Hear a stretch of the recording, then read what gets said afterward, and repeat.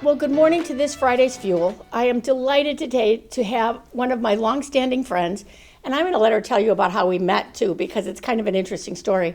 And then I'm going to talk to her about all the things that interesting things she's doing, from coaching, training, and doing all sorts of stuff. This is my darling friend, Cheryl McDonald. Cheryl, will you tell everybody what you're doing right now, and then how we met? Sure. So, first of all, thanks for letting me be here. Glad to have you here. It's just so good to be here and feel the love. Yeah. So, what am I doing right now? So, I'm basically a coach trainer, and so I'm expanding out, kind of building my own brand that's not necessarily associated with any particular real estate company, because there's such a large audience to serve, right? We all need anything. And my big thing is mindset, because it doesn't matter how skilled we are. If our mind's not right, it just doesn't matter. So basically, that's what I'm doing right now. So how Deborah and I met is a fascinating story. Do you remember you really know what year it was? Yes, I do. All right, go ahead. It was 2003. Holy cow. And I was sitting at my desk at the Museum of Science and Industry. And my thesis advisor called and said to me, "There is a former student of mine that's looking for an instructional designer. Would you be interested?" Always, always, always up for an opportunity. I never say no. So I went and I met with Deborah. And again, I did not have a real estate license, had never sold a piece of real estate in my life. I had moved 23 times. That was because my mom either got irritated with the neighbors or got the house exactly the way she wanted it, and we moved. So I came, and then I was asked to come back and do an audition. So I came back and I Did something with pennies. Titanic was at the museum at the time. So I did this interactive exercise, right? Because a lot of training has to do with how you interact with people. And so I did this exercise about most of the people from the Titanic didn't drown, or they broke their necks, right, jumping off the Titanic. So anyway, so there's this exercise about pennies in the really cold water. So I'm walking in this room, I got a tub of ice water and all kinds of things, and I'm thinking, she's just going to think I'm crazy. And next thing I knew, I had a job. I was director of training at Baird & Warner, and we needed to hire an assistant at Baird & Warner. So I had an option to do this. And I have to tell you, there were two. You were one candidate, Yeah. and the other candidate has gone on to a wildly successful career. It's Natasha, over at Properties. Well, a couple places, but ended up at Properties. And here's the interesting read. I'll tell you why I chose you instead of her. And I've told her this, because I know Natasha now, and I've told her this too. I thought those realtors were tougher. And Natasha, if you know Natasha, she's about the nicest human being on earth. Not that you're not nice. But she's about the nicest human being on earth. And I thought, she's just too nice. And not exactly the right skill set that had more real estate stuff, but not the instructional design skill set stuff that I was looking for. So I hired you. 4 months later, someone said, "I'm looking for an assistant manager." One of our best managers at Baird & Warner at that time said, "I'm looking for an assistant manager." I said, "I have the person for you." So I actually got Natasha her job too. So I don't even feel bad that I didn't hire her for your job, because that worked again. Yeah, Natasha and I have been in touch. She's doing some really interesting things now. Anyway, you and I, so we worked together for almost 2 years, I think, maybe 2 years. And training was incredibly different at that time than it is now. Because we would say to people, you all need to be here. You all need to be here on time. I do remember that, on time. I won't let you in if you're not on time. Right. That was the rule. And we would have them for 2 weeks. So as I think about now the issues we're all having with buyer's agreements and everything, I have to give a nod to Steve Baird, because he hauled his managers in 2002 out and said, "You all need to learn how to teach people how to use buyer's agreements." I have that training inbred in me, and in the financial Well, in the market that we're in right now, that's what I've been out talking about, is doing buyer's agreement. So I have to give him a nod of thankfulness for having done that training for us. Oh, absolutely. Because when I'm working or training or coaching agents, and they always get to the buyer broker agreement, and most agents are afraid to ask their buyers to sign it. And I'm like, it's just another document. And going back to all that training from the Career Institute. Yes. Has just made that super easy for me. I don't even think about it. It's just a part of the transaction or a part of the process now. And I actually came across the Career Institute because, our friend Jim saves everything. So he sent me one of the Career Institute manuals that I had written. I still have one. He had one. I have one now too, yes. So we have the same thing that we could look at all this. So we've been doing this a long time. And what we've been doing is watching the evolution of real estate over over the last 20 years. What's changing and what's happening with it. You've been with Keller Williams for a while coaching. Mm-hmm. If I was a brand new person, Cheryl, what would you tell me that we need to do? As a coach? As a coach. I'm like brand new in the business, in the market that we're in now, which is different, is a different market. We've been through some tricky markets, but this one is pretty tricky too. What would you tell me to do right now? As a coach, the first thing I'm going to tell you is if you don't have a coach, go get one. Right? Because how do I ask you as an agent to pay me if I'm not making that same investment in myself? Right? There's like a lack of credibility there, which is one of the reasons why when I got my job at Baird & Warner, one of the conditions was that I would go get my real estate license. Right? I would have you go get a coach, and I would have you read a couple books. One is Coactive Coaching. Because coaching is about asking questions. It's not about telling. Because we are all whole, complete human beings, and we all possess the answers inside of ourselves. It's the coach's job to kind of view your business from 30,000 feet, because we see everything that you don't see, which is why I need a coach, right? I'm so engrossed in what it is that I'm doing that I can't see where I'm holding myself back. And so I would have you read Coactive Coaching and get a coach. Okay. You've been talking about mindset too, and I think the mindset, as I've been out talking about the compensation issues that are changing and some of the things in the market, I've been watching people's mindset, and it varies from my favorite. So I've got two favorite mindsets. One of the guys in one of the classes one of the presentations I was in, said simply, "I don't like it, but I do like to get paid, so I think I'm going to have to learn how to do it." And I thought, perfect. That's exactly perfect. Right. Exactly perfect. It's okay. I don't have to like everything that I'm going to have to do. Probably one of the hardest things for coaches to get over is people who say, "I don't want to do that." Right, because it would be so much easier for me as a coach to just tell you what to do, right? To what we call a play, and have you go do it and come back and say, "Yes, I did it," or "No, I didn't." But asking the right kinds of questions and know who you're dealing with. So I DISC everyone, which is a behavioral assessment, so I understand the best way to communicate with you. Because if I communicated with everyone in the way that I wanted to be communicated with, I would have few friends. And so it's really important to understand who it is that you're dealing with. And I was born in Dearborn, Michigan, hometown of Henry Ford. And one of my favorite quotes is by Henry Ford, and he says, "If you believe you can or you believe you can't, you're right." So everything begins with you understanding and believing that you can. Because if you believe that you can't or won't, you are absolutely correct. You'll never do it if you don't believe that you can. I like that as well. And I also believe that you have to tell what you want to be. Yes. That's another trick of this. Yeah, you can't keep it a secret because people need to hold you accountable. Right? So I had a little bit of a breakthrough this week. I was kind of proud of myself, put on my big girl pants. For 2 weeks, I had promised my coach that I would reach out to someone that I have a great deal of admiration and respect for. Her name is Diana Kokoska, and she just wrote a book called Becoming More. You can't get to better until you get to different. And I have a podcast called Real Estate Trifecta, shameless plug. Feel free. And I wanted to have Diana on the podcast. And I've been sitting under her mentoring and coaching for about 10 years.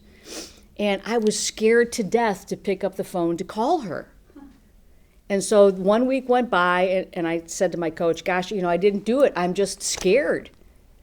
And she said, well, what are you afraid of? I'm like, well, what if Diana doesn't remember who I am, or who am I that she would want to spend time with? And she said, Diana knows who you are. And she said, would you be willing to text her? I said, I could do that right now, Okay. right? I'll text her right now, no problem. And so I texted her, and she texted me back. And so I said, okay, by the time we talk next Tuesday, I will have called her on the phone. Guess what happened?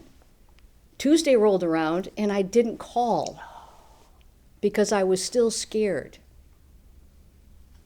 So I'm in my coaching call with my coach, and I say, I'll tell you what, if I do not call Diana by this time next week, I will write a $1,000 check to the people who are suing us. Okay. Oh, man. Okay, not when you want to have to write. Exactly. Not when you want to have Right? to write. So what did I do immediately when my coaching call ended? I called her. And guess what? She called me back. And guess what? We're recording our podcast on November 20th. Yeah. And so a lot of it is I had created a story in my head about how Diana would respond, yet I knew her well enough to know that she would be incredibly gracious and that she would say yes. Yet I had this mental block that was preventing me from even talking now. My hands are a little sweaty. That the fact that she wouldn't know who I was. And here's the thing, at the end of the day, it didn't matter, right? In connection with that, I had a high school swim coach. Her name is Joanna Navarre, and she did something for me. She believed in me when I didn't think I could do something. We were in swim practice, and we had to swim the whole length of the pool without taking a breath. And I'm like, no. And so I was trying to go as fast as I could, thinking if I go fast, it'll be over quicker. Well, I'd get about 2/3 of the way, and I'd have to take a breath. And I remember her sitting me down and saying, Cheryl, it's not about speed, right? And she stayed with me that morning, alone, just me in the pool, until I swam the length of that pool without taking a breath. And I have thought about her so many times, and I've been wanting to call, and I haven't. So I said to my coach that day, I will write another $1,000 check if I don't reach out to my swim coach. So right after I called Diana, I called my swim coach. And so we have been in contact. We're playing a little bit of phone tag. Yeah. But it goes down to what motivates you, right? At that point, I was motivated by not writing a $2,000 check to somebody that's Your enemy. right, attacking my livelihood and my business. And so for some people that works. And so their why has to be big enough, they say, Okay. in order for it to pull you through all of the things that you don't want to do. Because here's the thing, I'm going to break it to you super simple. You're never going to want to. Ever going to want to. This woman right here, I like that. quiet hands, Okay. is one of the most important people in my life. She gave me the career that I have, right? Or she gave me the opportunity. And I didn't want to get up this morning and drive an hour, but I did because I knew that Deborah was on the other end of that, right? And so that was enough for me to get up extra early, because I have 2 dogs that I adore, Yes. and I walk them every morning for over an hour. So you walked your dogs for an hour before you came here? Yes. Oh my gosh. I So- let my dogs out in the yard. That's what I did. No. And I'm babysitting my neighbor's dog. So your why, there's a really good book. I recommend everybody read it. It's by Simon Sinek. It's called Start With Why. People don't care how we do what we do. They want to know why we do what we do. And I want to do what I want to do because real estate provided me a life that I never imagined was possible. And I want to share that with everyone. Because our industry is so vitally important. In Keller Williams, they taught me that no one can ever say no to their own dreams. And what's the American dream? Home ownership. So we are just not putting people in homes and selling homes so that they can get other places. We are helping people fulfill the American dream. And that's a pretty big why. And I want to make sure that the agents that I engage with provide the most excellent experience. Another really good book, it's a little old, it's called The Experience Economy. I read a lot. That's okay. That's a good thing. And what kind of experience are you leaving people with? It's just so vitally important that for me, and what I do is to create an environment or an opportunity or ask enough of the right questions for you to be able to go live the life that you never thought was possible. Something that you said, you started by talking about the people who you were important to you. And I have probably 2 or 3 of them as well, that at some point I should tell them again, because I've already told them at least once, but tell them again how important they were into me. And I think it's so important to find the people. Well, I'm going to even back up with this. I think about when I started, even 25, 30 years ago, I started doing this, and I was so secret about being a speaker, because who would believe me, and I didn't have the right stuff, and I had 20 million reasons why I couldn't do that. And then someone said to me, go talk to that person. Although, I'll back up even further, but I didn't know what I wanted to do. Someone said to me the other day, how did you know who you wanted to be or what you wanted to do? I said, I sat in a seminar, a CRS seminar, with someone teaching it, and I said it was as clear as day to me that morning that I wanted his job. So I knew, the first thing I knew was what I wanted to do. I had no idea how to go about it. None, 0. And you don't have to. I didn't need to, because people would start to offer things then. Crazy, it's like magic to me. The door would open, and all I had to do was be smart enough to step through, instead of saying, I can't do that, I'm afraid to do that. So I got a whole bunch of people, there's that got word again. I had a whole bunch of people who opened doors for me that all I had to do was be smart enough to step through the door. And I think that's another core thing about coaching people is you have to get them where they're looking for that. Mm-hmm. They have to understand that all these doors are going to open, but you have to kind of be on the alert. And it helps to know, one of the reasons that the doors opened for me was because I had that dream down there. I knew exactly what it looked like, what he did, and that I wanted to be that person. It was crystal clear to me. So I think it's harder when people don't have, I think part of a coaching thing is to help people discover what they do want to be. Mm-hmm. People talk about doing storyboards. I didn't need a storyboard after that. A vision board. I didn't need a vision board after that. I had a clear vision.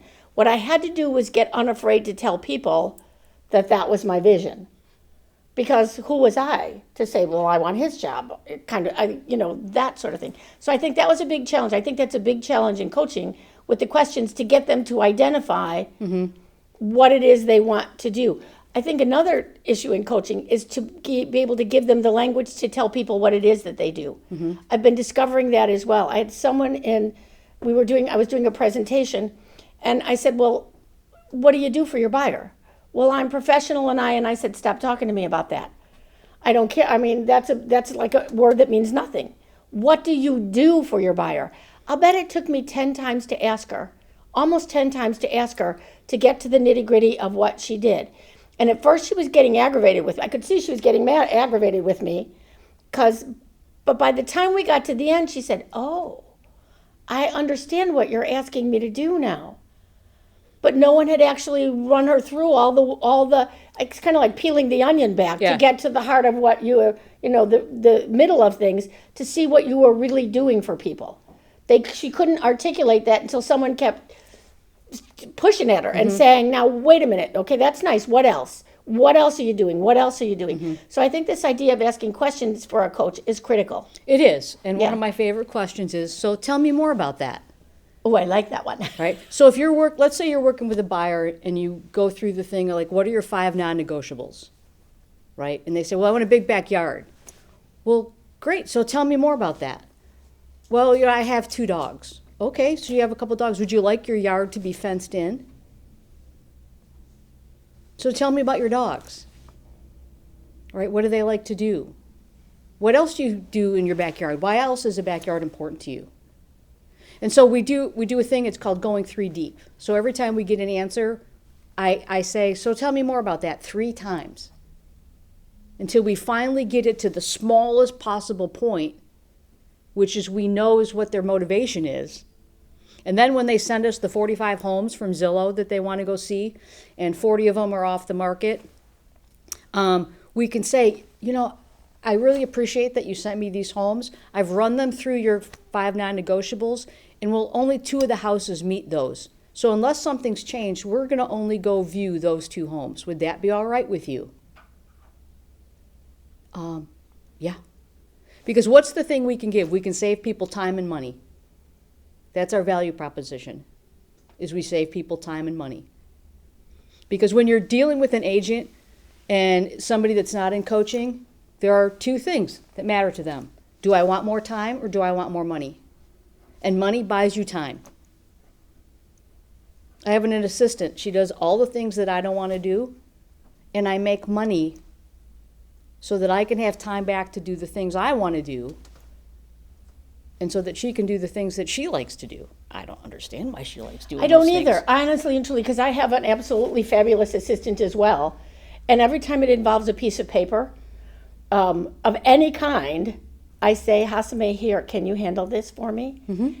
And she likes it. I know, it's which very is still crazy. very mysterious to me because I don't. Yeah, I don't get that. But she likes taking, and one of the things that she is better than I do, she likes taking care of. And I don't really want to I'm not so good at taking care of anymore. I want to meet you, tell you what you need to do, and or let's get to the business of it, and then I want to be done. She takes care of all the scheduling. She takes care of all that stuff. I don't know that I would work anymore without someone like that. Because if I had to go back to doing all that kind of work, it would be like, oh, why would I want to get up in the morning? Oh, exactly. Yes. So I think one of the other things for coaching is you have to teach people to clear out the stuff that makes them feel like, oh, I don't want to get up in the morning. We're not all good at everything. Gary Keller tells the story about he's just not good with tools, like with a hammer. He used exactly in the story, he used a hammer. He says, and I have no desire to learn how to use one. He says, that's why I make money. So that somebody that is a master with the hammer can come and take care of whatever it is that I need to take care of, and we'll do it in less time. So our careers, or the things that we choose, are the things that fund the things we want to do. Right?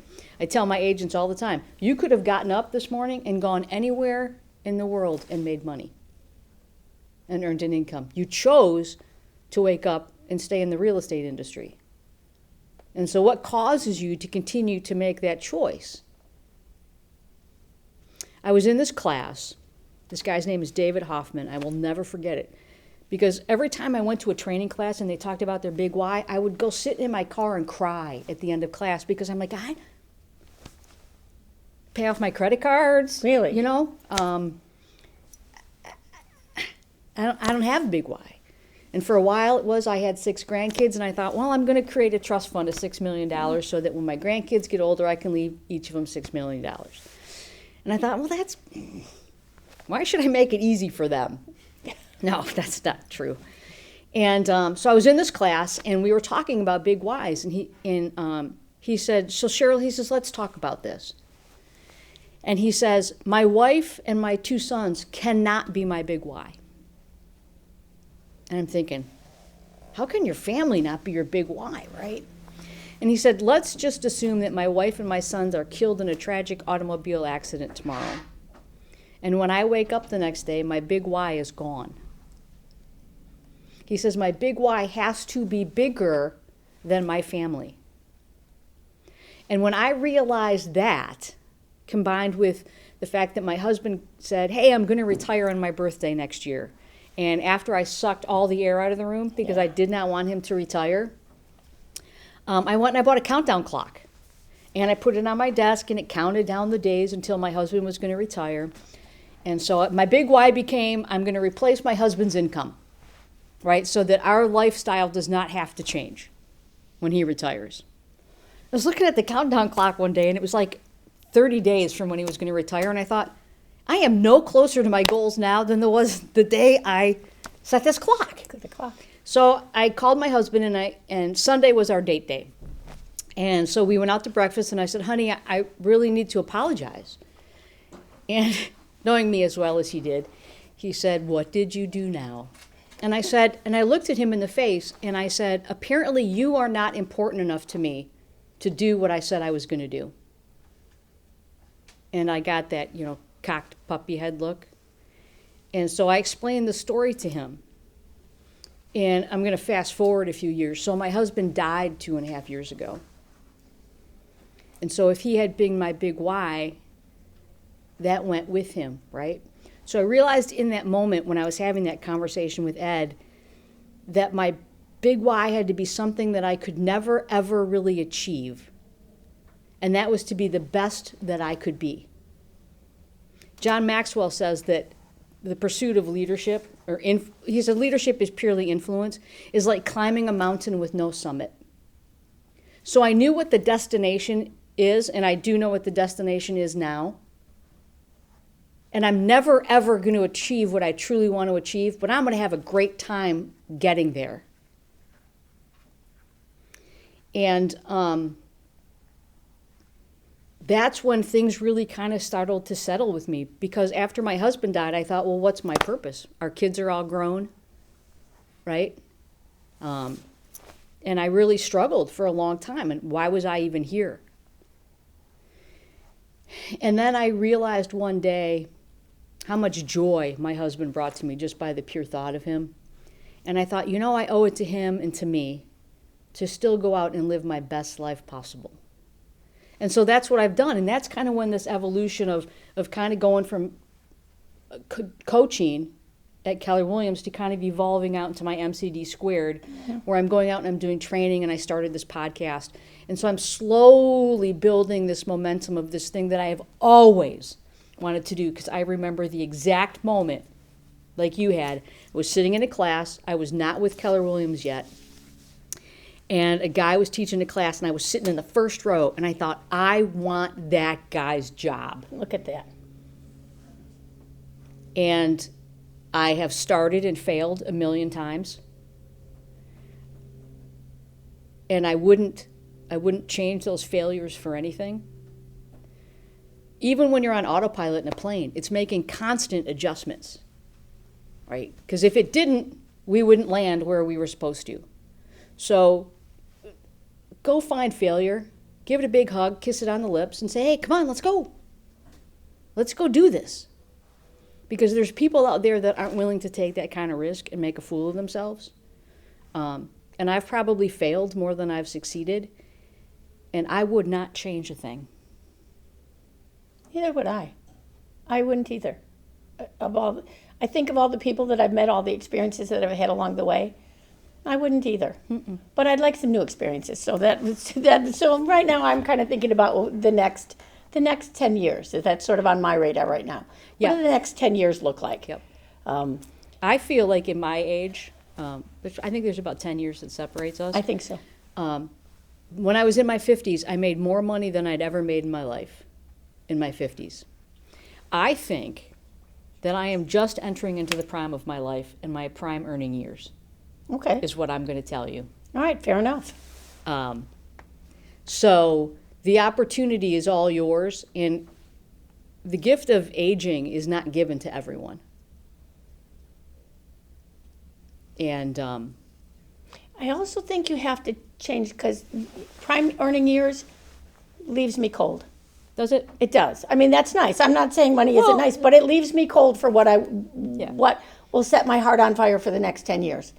And I haven't quite identified. I'm still tweaking the why and what that will be. Mm-hmm. I kind of have a glimmer, but it's only a glimmer at this point. So I'm thinking about what that needs to be, but I won't say that it would be. Now, a lot of times if you're really good at what you do and you're doing what you love, money comes. That's the trick of it. Money comes. Yeah. Like, oh, here, let me give you some. That part works okay, but it is not what would motivate me. I'm going to have to figure out the other big why. That's kind of where I'm fussing around and what I'm thinking about these days. Well, I think for me it stems from the fact that, I'm sorry I'm quoting Gary Keller so much, but the guy lives inside my head. And the front of the Millionaire Real Estate Agent book says, it's not about the money. It's about being the best that you can be. So if I'm being the best that I can be, like you said, my dad always said, if you love what you do, the money will show up. And I have adopted this attitude that I will never earn enough money because I can never give enough money away. My youngest daughter is 43 years old. Her husband is 54, and he has early onset Alzheimer's. And they have a 15-year-old and a 12-year-old. And when he was first diagnosed and she came over to the house, and I said, honey, you're going to have a lot of stuff to worry about. The one thing that I don't ever want you to worry about is money. Your dad and I will take care of everything. So that's one of the reasons that I still work. Because my daughter sometimes is fearful that her husband won't get the care that he needs later on as his disease begins to progress. And so I figure if I'm out chasing being the best I can be, then that money's just going to come. Like, I don't have a dollar figure in my head. Well, I do kind of.